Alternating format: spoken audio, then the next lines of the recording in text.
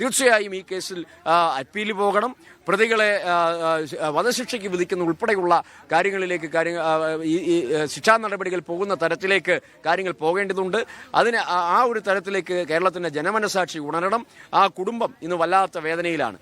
അവിടെ കോടതി മുറിയിൽ പൊട്ടിക്കരയുന്ന കുട്ടിയുടെ അമ്മയുടെ ദൃശ്യങ്ങളാണ് കരളലിയിക്കുന്ന തരത്തിൽ ഇപ്പോൾ TV ചാനലുകളിൽ പ്രക്ഷേപണം ചെയ്തുകൊണ്ടിരിക്കുന്നത്. തീർച്ചയായിട്ടും ഏറെ പ്രതിഷേധകരമായിട്ടുള്ള, ഏറെ ദുഃഖകരമായിട്ടുള്ള ഈ വാർത്തയിൽ MP എന്നുള്ള നിലയിൽ, ആ മേഖലയിലെ ജനപ്രതിനിധി എന്നുള്ള നിലയിലുള്ള ശക്തമായ പ്രതിഷേധം ഞാനും രേഖപ്പെടുത്തുകയാണ്.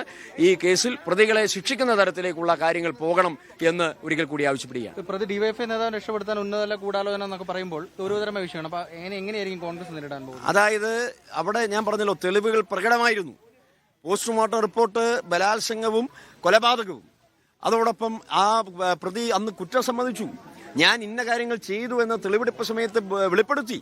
അപ്പോൾ അങ്ങനെ നിന്ന് എങ്ങനെ ഈ പ്രതി രക്ഷപ്പെട്ടു പോയി എന്ന് ചോദിക്കുമ്പോൾ പ്രോസിക്യൂഷന്റെ വീഴ്ചയല്ലേ?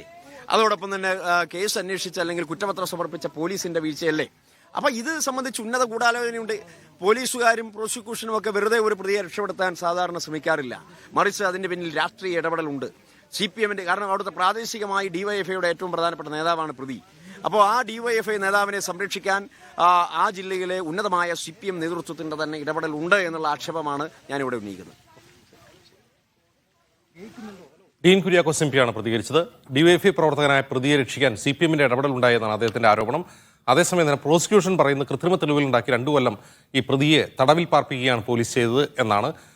എന്തായാലും തെളിവില്ല എന്ന കാരണത്താൽ വണ്ടിപ്പെരിയാർ പീഡന കേസിലെ പ്രതിയെ കട്ടപ്പന ഫാസ്റ്റ് ട്രാക്ക് കോടതി വെറുതെ വിട്ടിരിക്കുന്നു.